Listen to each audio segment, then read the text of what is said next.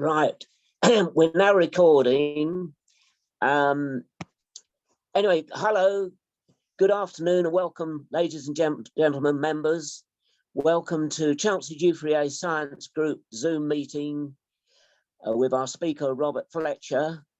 Before I introduce our speaker, I'll hand out some notices or say some notices. First of all, it's a big thank you to our Chancellor newsletter editors and Science Group members, Andy and Jenny Moyer, for providing all the Zoom arrangements and for recording this talk and put it on the Chancellor Dufrier website. Thanks also to Wendy Hubbard for arranging and sending out the MailChimp notices and links. 24 of us enjoyed a very good lunch. That's with the Chancellor Dufrier Science Group at Ivy Hill, Margaretting on Thursday, the 20th of January. And it's a big thank you to Jenny and Len Leader and Pat and Joe Nutton for all the arrangements for an enjoyable afternoon, lunch and afternoon. Our March meeting, information will be sent out in the newsletter and by MailChimp in due course when it's all been arranged. It's in hand. As you will see from the MailChimp which was sent out, we're taking the opportunity, as our usual May meeting day, i.e. the 19th, is the same day as the East of England U3A Regional Conference. And what we're suggesting is that you book to attend this conference. Incidentally, it's free, including lunch, and the U3A National Chairman will be speaking in the afternoon. But we do suggest that you book in advance, as all places may be filled, and we don't want you to not be able to go. So the booking links are on the MailChimp, which we sent out with today's details. Many of you recall that Professor Mike Older spoke to us in June 2021 about, is there a future for solar farms? And I've emailed to some people about the petition, which he is involved with, called Produce a Farmland Protection Policy to Regulate the Loss of Farmland to Solar. If you agree with this, please submit the into the petition. And if you haven't got a copy of this, about this petition, email me and I'll send you the link. As I said, Andy Moore will be re-recording this presentation and it will be on the website.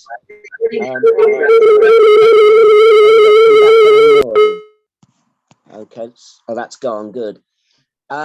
Robert Fletcher will speak first and then he'll take questions afterwards when either Andy will unmute or unmute yourselves. And to ask a question, if you put your hand up, please. Anyway, to the main part of the afternoon, which is Robert Fletcher, who's going to be talking about Sutton.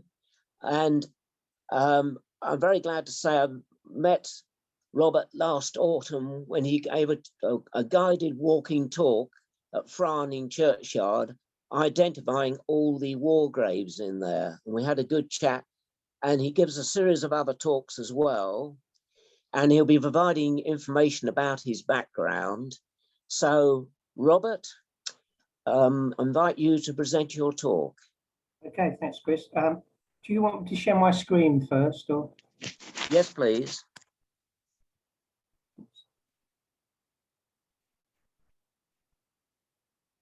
Okay. Yes, it's now come up. You can see it. Yes, it has. Daniel Sutton, 1735 to 1819, a smallpox inoculator in Ingatestone, Essex, and also reflections in a time of COVID-19. Brilliant. That's I've full screened it now, so it should be okay. Mm-hmm. Okay, right. Thanks very much for introducing me, Chris.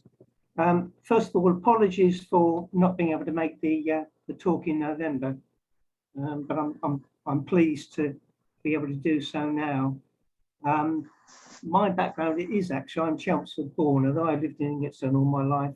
I do consider myself a Chelmsfordian, quite proudly. But we'll be talking about somebody in Ingatestone today, Daniel Sutton. It's a subject, I'm not a scientist, I'm not a doctor, I'm a local historian, but it's a subject which has lots of reflections about what's been happening over the last 2 years throughout the world. Various things I'll be talking about have strange resonances now. Sutton himself didn't actually come from Essex, he was from Suffolk. But I'll probably start by giving you a bit of background on smallpox. Everybody probably knows about COVID by now, but smallpox, after the plague, smallpox became one of the major killers. It didn't just kill, it blinded, and of course it disfigured people.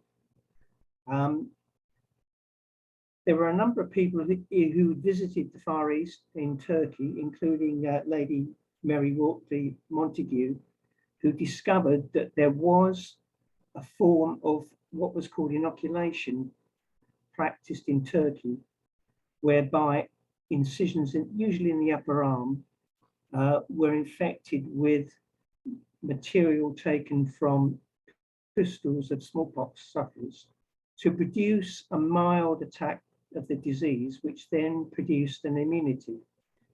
She actually had her children inoculated in Turkey, and she brought them back to London, and the first inoculation against smallpox took place in London in 1721. Thereafter, there were a number of inoculators throughout the country practicing this regime. In Suffolk, the Sutton family, led by Robert, started in the early 1700s. His elder son, Daniel, was born in 1735. Initially, he joined his father in the practice in Kenton, in Suffolk. There was apparently some family falling out. It was a large family. Robert didn't get on with Daniel, and he started to look for somewhere else where he could practice. He wasn't a doctor, he wasn't a surgeon, but he was a practitioner of inoculation. So he decided that he would find somewhere on the main London Great Eastern Road, and he chose Ingatestone. At that time, it was a pretty busy coaching in village. Number of coaches coming through. He decided that he would come here, and he did so in 1763, and purchased 2 houses in the area from which he would inoculate and treat patients. As you can imagine, infected people within a village, which was quite as busy as Ingatestone at that time, wouldn't be very welcome. So in fact, the inoculation houses that he purchased were apparently in the Mill Green region, which is to the northwest of Ingatestone, on the edge of what is still called Little Forest. There weren't many houses there at that time. The area recently has still been described as quite isolated and beautiful. There were very, very few houses. The map on the screen at the moment is roughly what Mill Green looked like in 1601. No viper, no cricketers, and a few houses.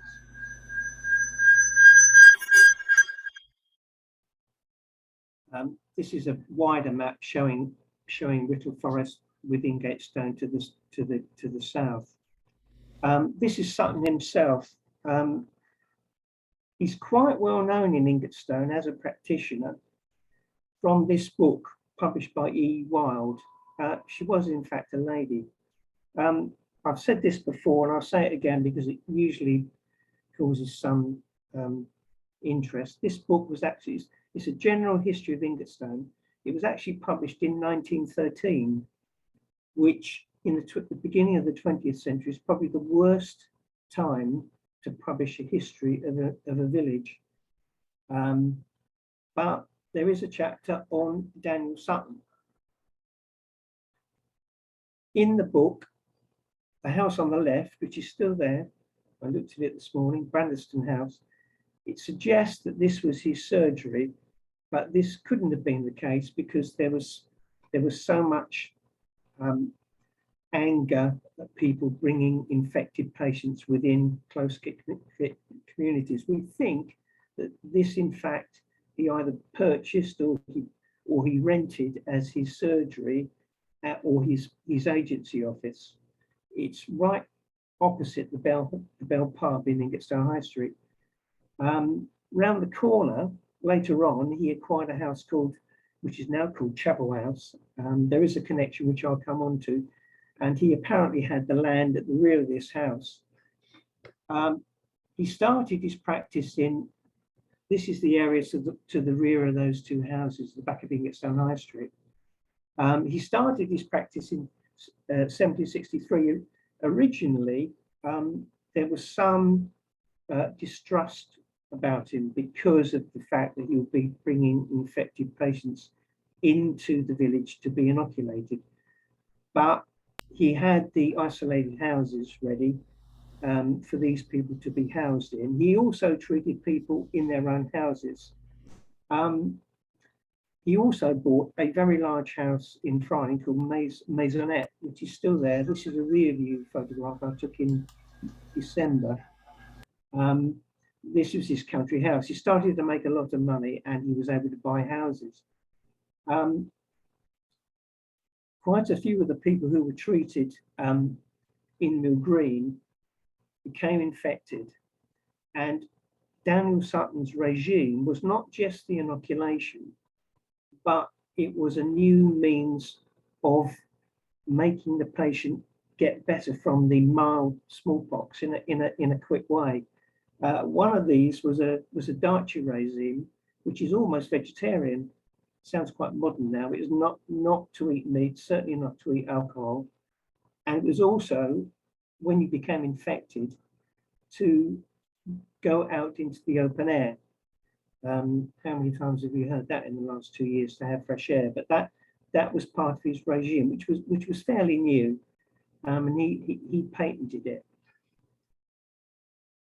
He practiced for a couple of years, and at one point he acquired a house in this part of London, which you'll probably recognise.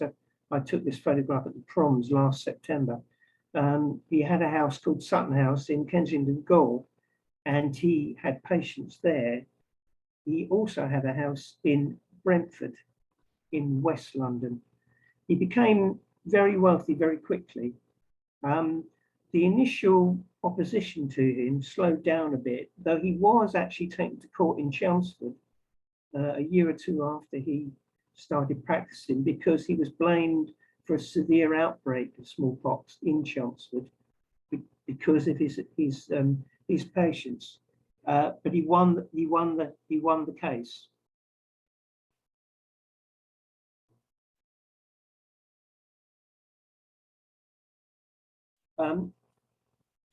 Around 1767, he's doing quite nicely. He falls in with a vicar from Somerset called the Reverend Horton, and he engages him really as his publicist.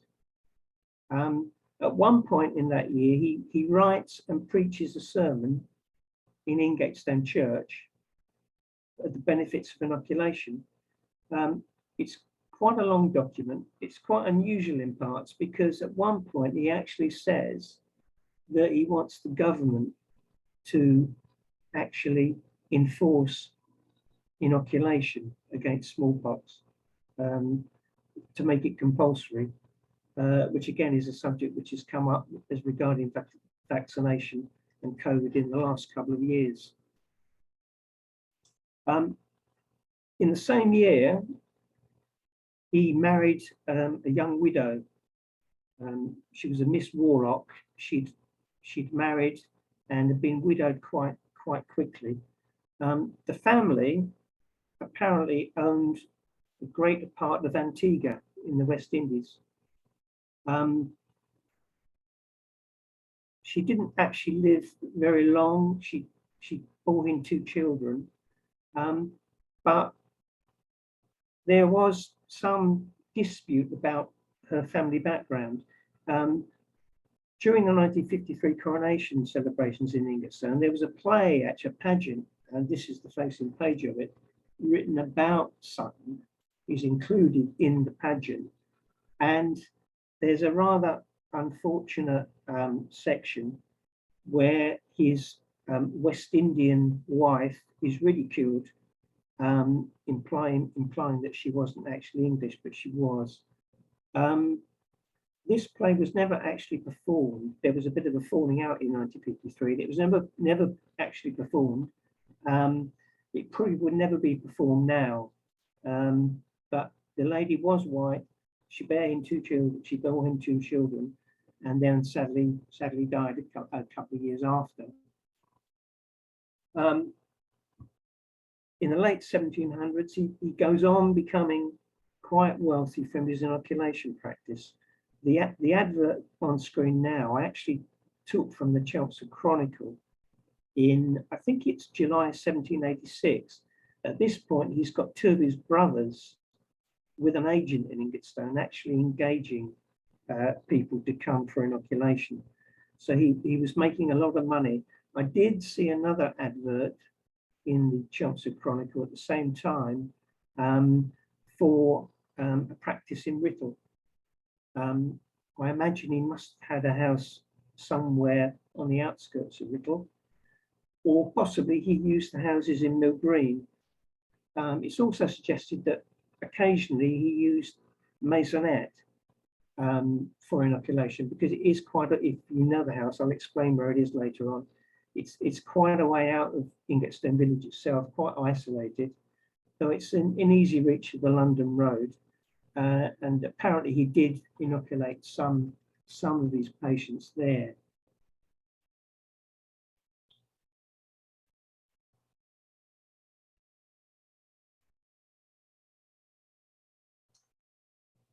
There've been a number of books published about Sutton and about smallpox. I'll look at these later on in the talk, and if anybody wants to get hold of copies, that some of them are available in Essex libraries.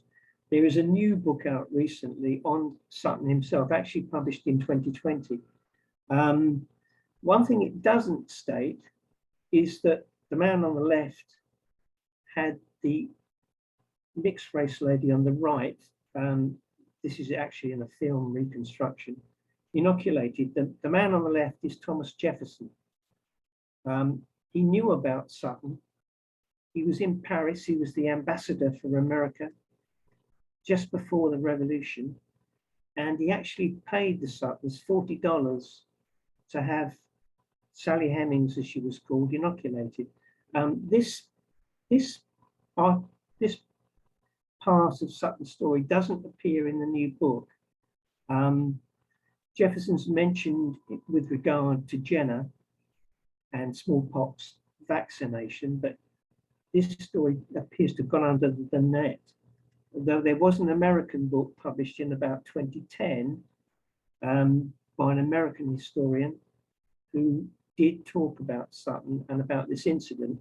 The reason that this inoculation was quite significant is the fact that Jefferson actually had children from Sally Hemings, who was a mixed race slave who worked for him in Paris. And in fact, when he stood for president in the early 1800s, this story came up. A journalist in Virginia spread the story. He always denied it, but apparently there were quite a number of children from his relationship. It's thought some 6. In the American book, the author, Annette Gordon Reed, asked why Jefferson knew about Sutton. The reason probably is that next to his estate in Ingatestone at Maisonette, was the Hyde. And the owner of the Hyde estate, Thomas Brand Hollis, was a friend of the American Revolution.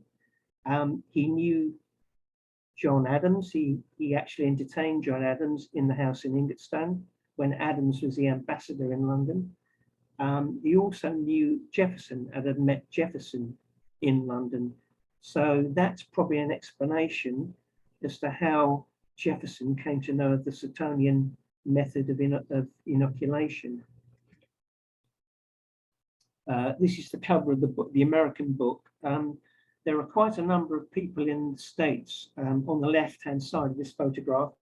There are now thousands of people in the United States who claim descent from Jefferson's half mixed race slave. And the photograph on the right, when I was researching this a couple of years ago for an exhibition in Ingatestone Library, I discovered about the slaves' grave in the Nonconformist Cemetery in New London Road in Chelmsford, which I didn't know about. But this was a story which had been hidden for quite some time.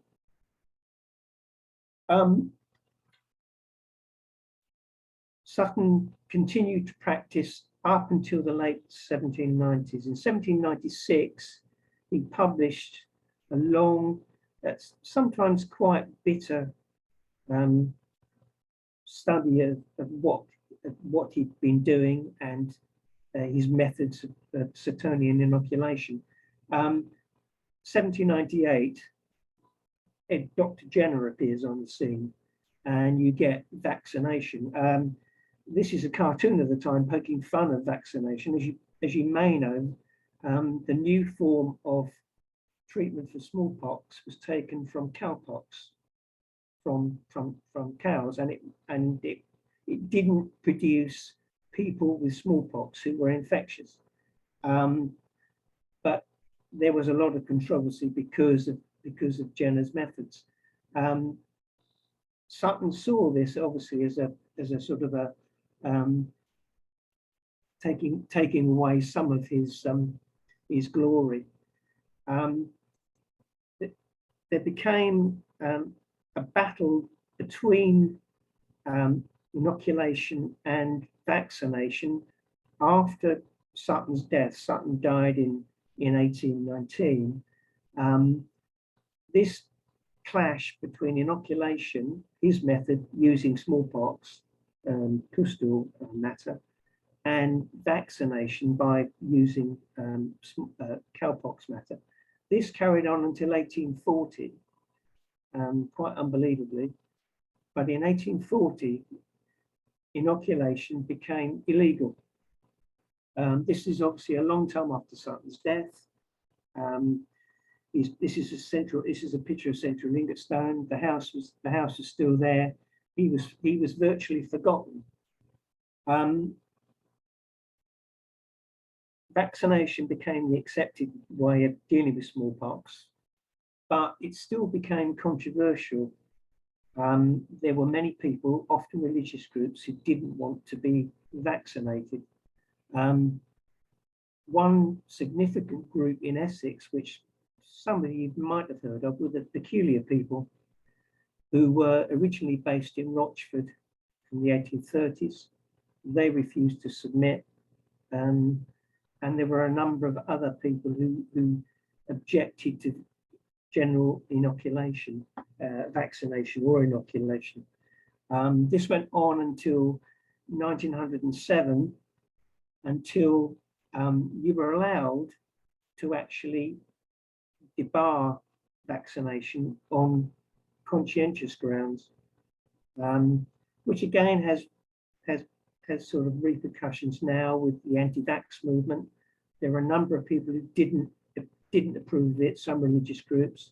And at one point, I think in the early 1900s, there was something like 200,000 conscientious objections against smallpox vaccination in the United Kingdom.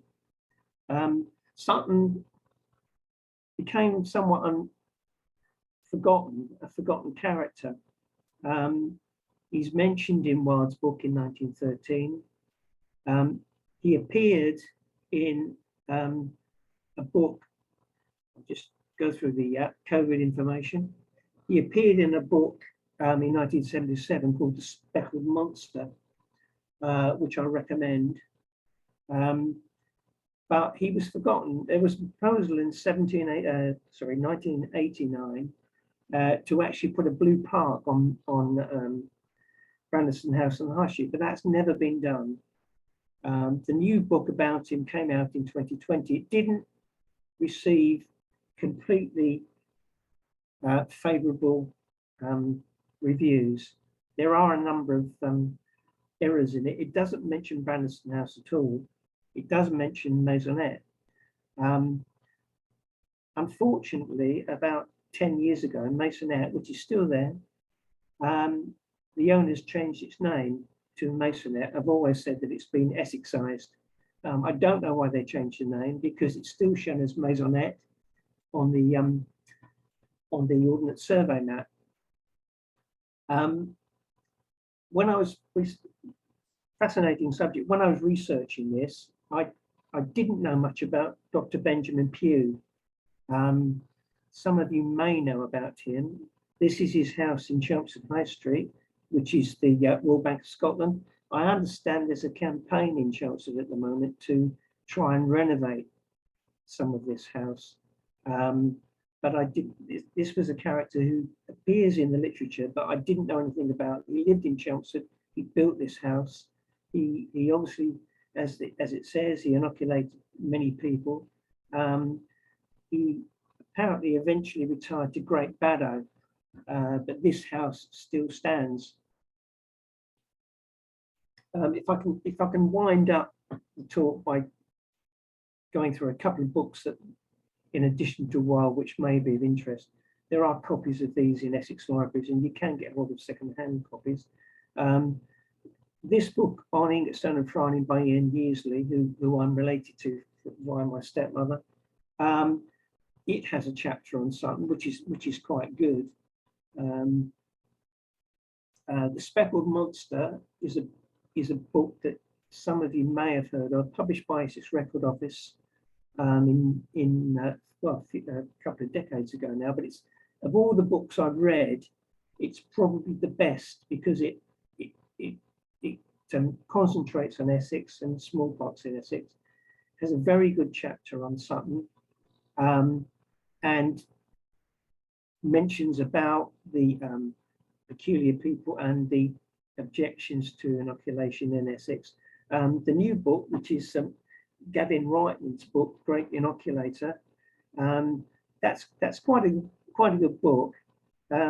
It's just unfortunate that it misses out various things like the Jefferson connection. He's obviously missed that. Not surprising, because it's quite hard to find.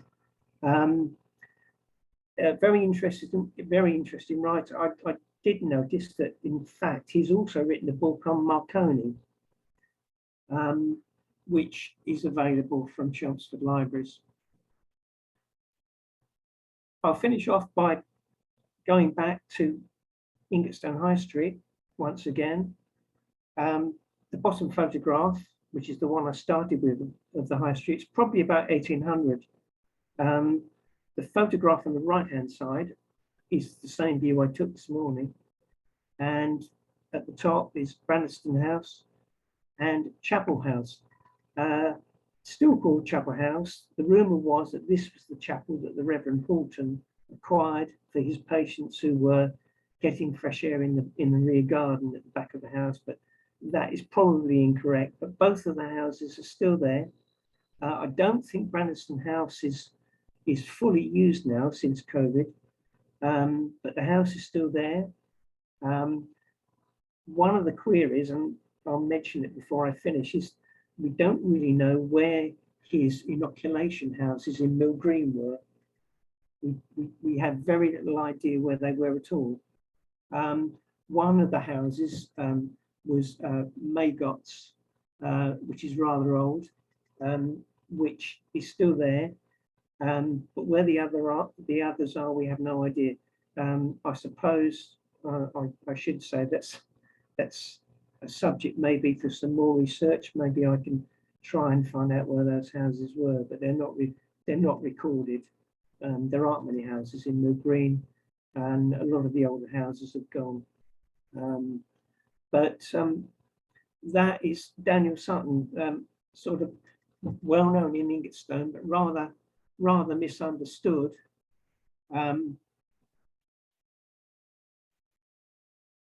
And a pioneer in his time. Thank you very much.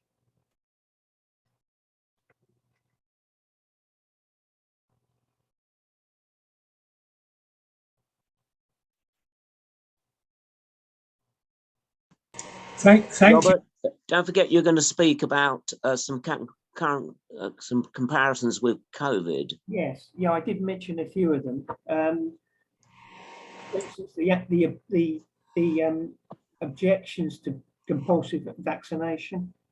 That was the case in the 1870s. So the anti-vax movement isn't that new. The peculiar, I don't know whether you've obviously heard of peculiar people, Chris. Yep.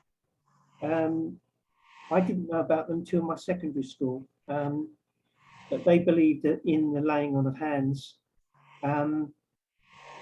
The old chapel in Chelmsford is still there. Do you know where that is? Not just like that, and might do once you flag it up. Right, it's in Hall Street. It's off Morsham Street. It's what is now the Pentecostal chapel. In fact, if you look at the front of the building, it's still got the Peculiar People's Chapel on it. It's not far from the Marconi building. Correct. It's in the same road. Yeah. It took me a while to find it, but the plaque is still there on the front of the building. Right. They eventually gave up their opposition, and they were swallowed up by the Pentecostal church. But there were a number of people. There were certain, I didn't realise there were certain cities. Leicester was one apparently, where there was a lot of agitation against compulsory inoculation or vaccination, and there were other places where that happened. One thing, a couple of things, if I can just add. Welcome to anybody that I didn't welcome when we started, and I noticed Janet, you've joined us, so welcome. And also, you were going to dedicate this talk, weren't you, Robert? You're going to dedicate it to your uncle and aunt. Yes. Oh yes, yes. My aunt, my uncle Gerald, and my aunt June. The photograph I showed of the Coronation in 1953 in Ingatestone actually had one of my aunts in the photograph, Marty Jane, who's still alive. But no, that's my uncle Gerald and June Ainsworth. Of course, the Ainsworth are a Chelmsford family. And of course, Gerald is the brother of Eileen Hance, and those of us who are members of Chelmsford District National Trust obviously know Dennis and Eileen Hance, because Dennis was a founder member of the organisation. That's right. That's right. Yeah. Right, now you'll be open to questions now, Robert. Yes. So if you'd like to put your hand up, if you'd like to ask a question, and Andy will identify you. So if you could unmute, please. Please unmute. Oh, Jenny's got a question. Yes. It's a general question, really. I wonder how many people here were vaccinated against smallpox when they were babies. I certainly was. Yeah. One thing I didn't mention was Robert, would you repeat the question, because it was hard to hear it? yes, the question was how many people listening have been vaccinated against smallpox as a baby? Babies. Yeah, I certainly was. I was. I wasn't. I tell you if I wasn't, I don't think I was. vaccinated second time. Because a sailor had come in. Yes, living in faraway Tanganyika, yes, that was With smallpox. And isn't it the case now that smallpox has been completely eradicated. Yes. Yes, Yes. didn't mention that. I'd hope somebody would ask me. Yes, 1977. But there was an accident, wasn't there, in the Midlands, wasn't it? Yes, that's right. Yeah, the last case was in. Whole story about that. You might want to be able to give a talk about that. Yeah, yeah. I think the last case was in Somalia. Right. That my father had a whole load of gentlemen's magazines, books of them that he'd found in a second-hand shop, brought them home, and the gentleman's magazine had I'm a bit worried. So we can't hear the question, Jenny. Sorry to say. Perhaps Robert could repeat it. I haven't finished my question. Go on, we'll put the headset. I'll put the headset on.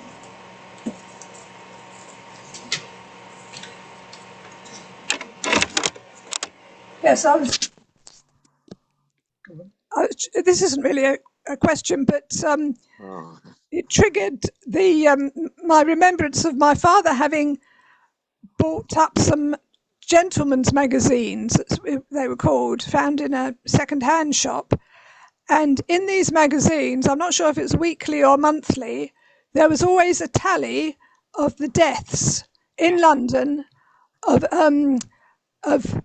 people and their age. And it was quite something for me as a young girl to look at that and see how many children died of smallpox. And it was, as you said, it was the real big killer of the time. Yes. Yes. Right. Yes. The other thing I didn't mention, there are various types of smallpox.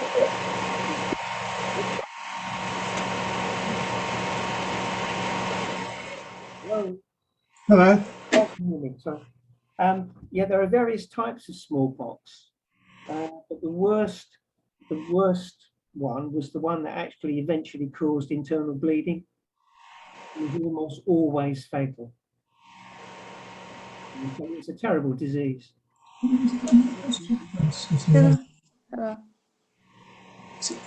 Barbara, do you have a question? Yes, well, not a question, but just to say that when I started training at the Middlesex Hospital in London in 1951, we all had to have had smallpox vaccination before we could start training. Hello, Barbara. Hello, Robert. We've met before. Yes, we have. Yes, again, you say that. Of course, that's come round again with COVID. Exactly, yes. And they're talking about the NHS staff would have to be vaccinated. So it's the same sort of thing. Yes. Yes, I feel that they certainly should be vaccinated now. Yeah.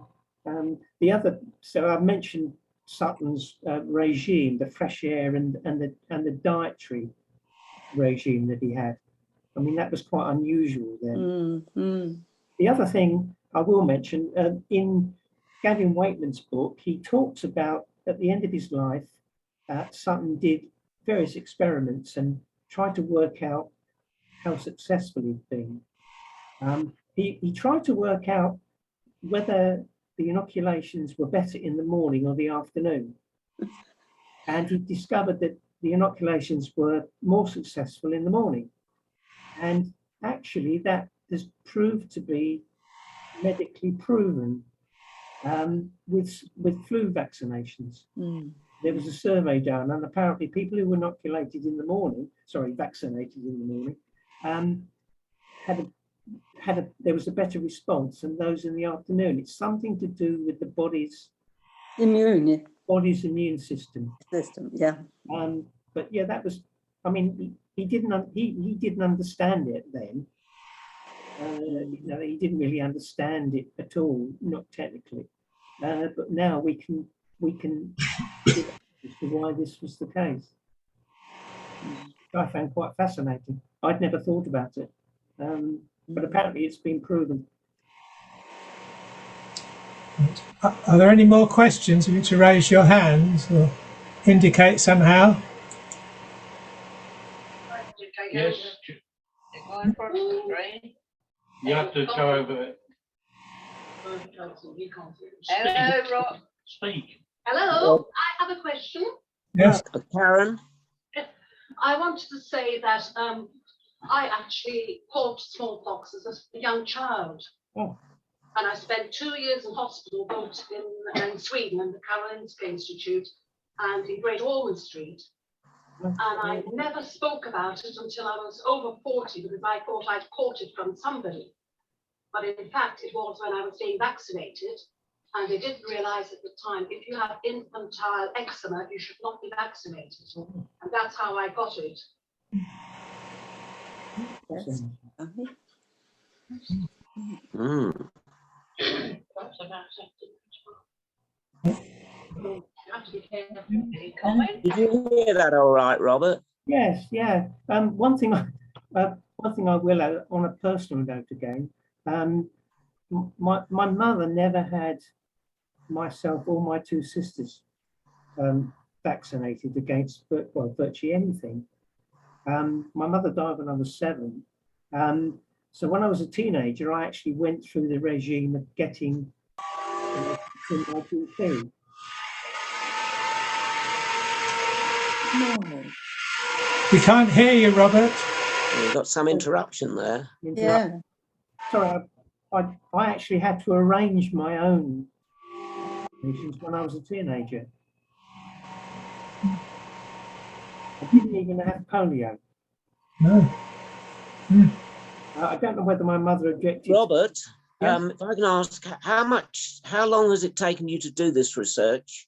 Oh, And also, what other areas or medical areas was Sutton involved in? And what, apart from smallpox, what other activities, either medical or non-medical, did he get involved in? I don't think he did. This was his money spinner, effectively. It made him a very rich man. You could say that he did work on dietary matters, which at that time was quite unusual. Some people put his success down to the dietary regime. But no, apart from that, that's all he practiced in. Mm. Because there was a demand for it. Whole parishes. How much research have you, how long and how much research have you done to be able to talk about Sutton and know so much about him? Well, I knew about Sutton from Wilde's book, which I read when I was a child, probably.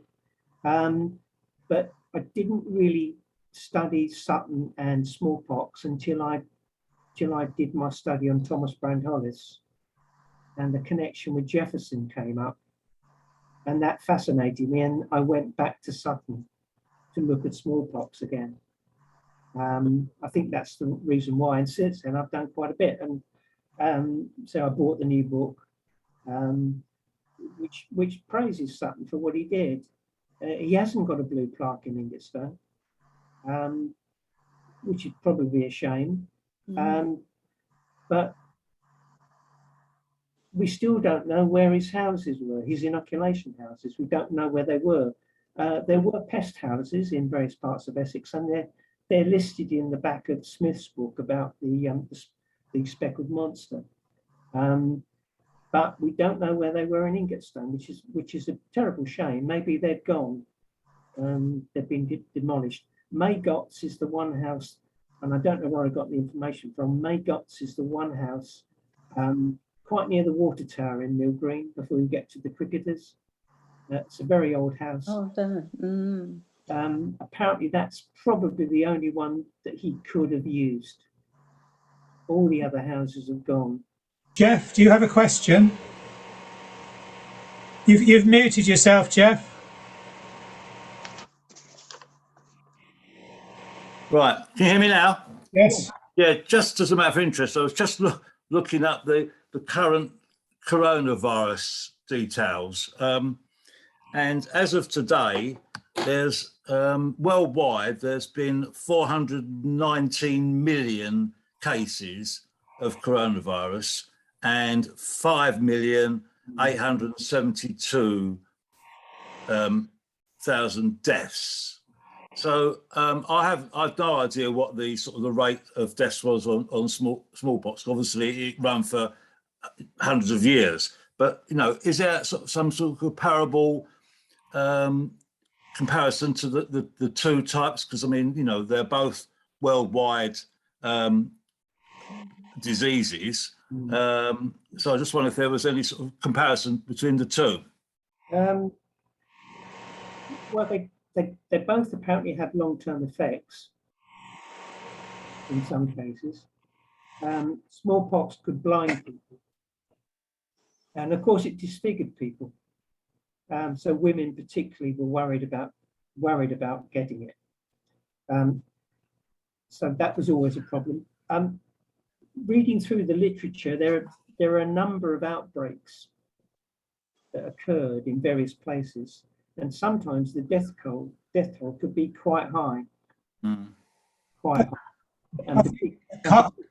Comment, Robert. I think when the Spanish went to South America, they took smallpox with them, and it killed something like 80 to 90% of the local population. Right. And when there was no natural immunity, it was a tremendously high death rate. Yeah, and I think Sutton operated in the States, as did Jenner, and I think it was Sutton who actually was thanked by some of the Native American tribes in India, in the United States, because they too suffered from European illnesses, caused great number of deaths. Could I ask a question, Robert?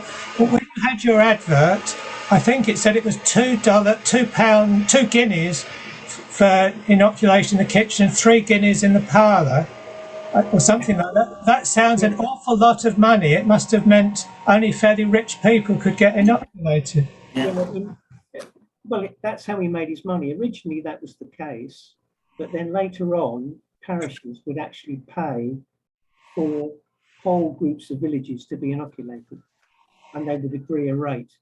And at one point, he's probably his most famous mass inoculation was at Malden, and I think he inoculated something like just under 500 people. Wow. Because Malden apparently suffered a very bad epidemic at one point. But yeah, they did carry out mass inoculations in parishes that would be paid for by the poor law, the overseers, because of course they relied on the poor to do the work. Yes. So if everybody became sick, and there was an epidemic, that was no good for anyone. That's an awful way of looking at it, but that's probably the NHS gets overloaded. Yeah. Thank you. Are there any more questions before we go back to Chris? Yeah, I'd just ask Robert if there isn't. Well, I think, Andy, yeah. what I was going to say is, Robert, you sent me an attachment with you standing by a white screen telephone box with quite a bit about yourself, which I think people listening would be interested to hear a little bit about yourself and what you've done in the Ingatestone area. Yeah, quite a bit. As I said, I'm Chelmsford born, and I always proud of the fact that I'm Chelmsford born. St John's baby, like lots of people. Yeah, I mean, I'm just reading it in front of me. During my time, I had school prizes presented to me, amongst others, by Errol Platt. Yeah, and the other one. Oh, Cliff Richard. Yes. Yes. That's Why right. was Cliff Richard at what is now the Anglo-European? Well, I don't know. I've got it here somewhere. I don't know whether I explained why that was.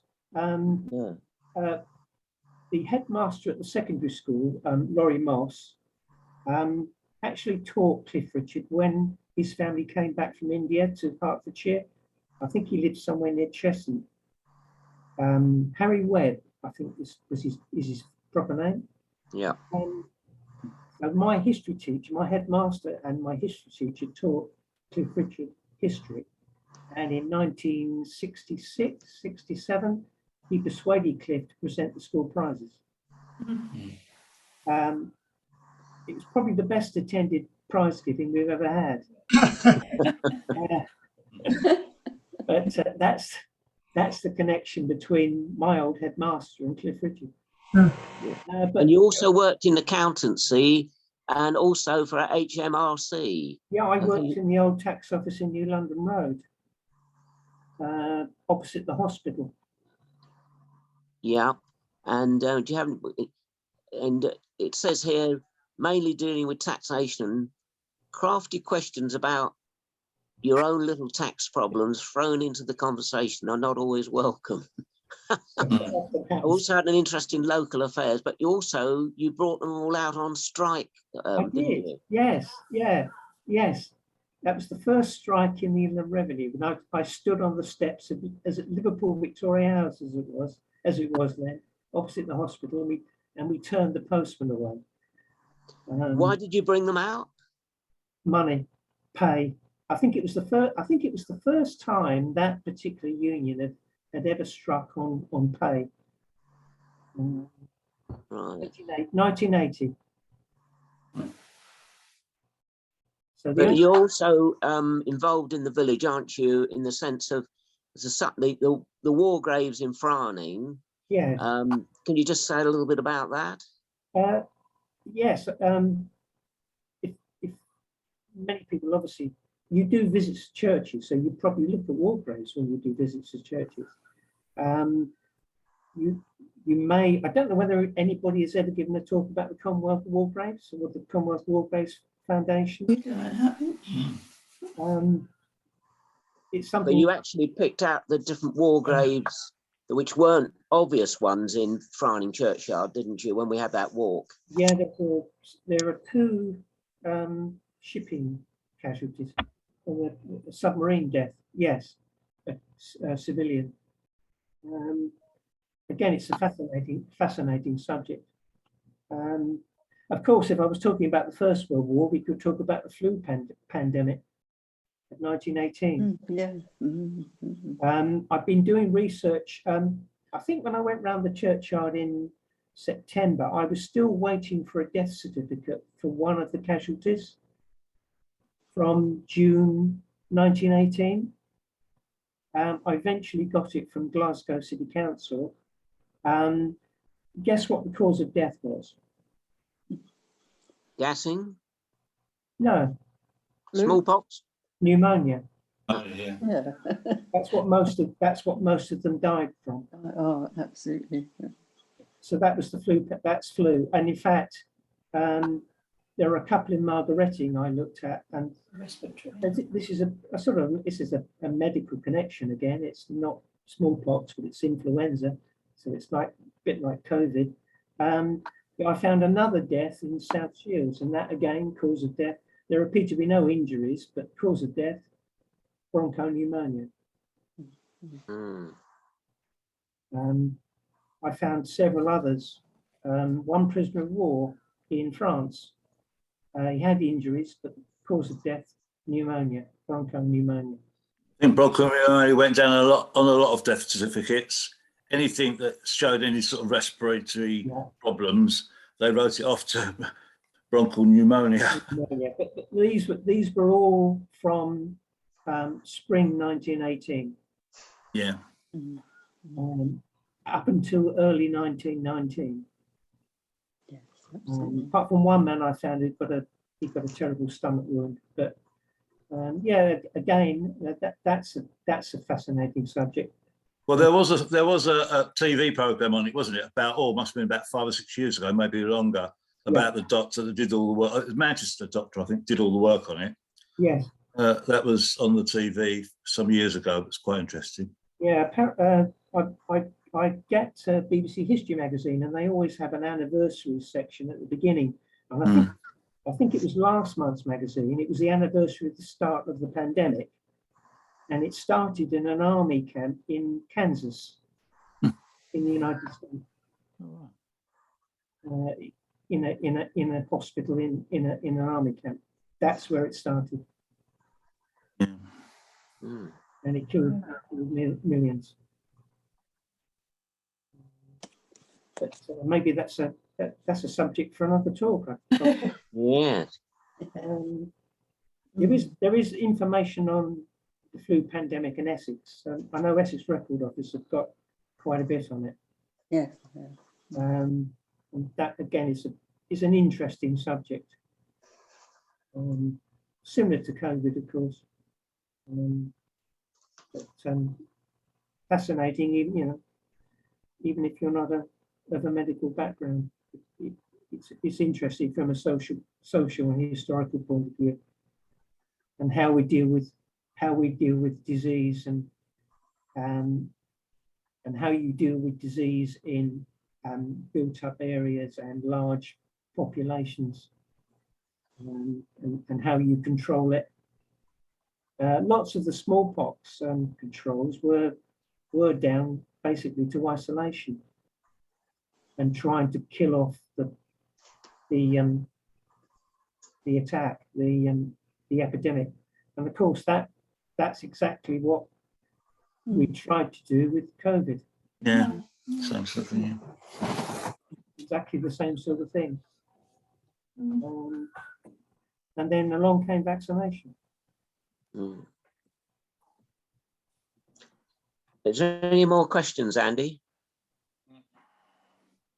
No. Right. Well, Robert, thank you for all the research that you've done into this and all the knowledge that you've given us today about Sutton and what he did, especially all those years ago when obviously equipment and so on was so much more limited than it is today, and what he had to deal with.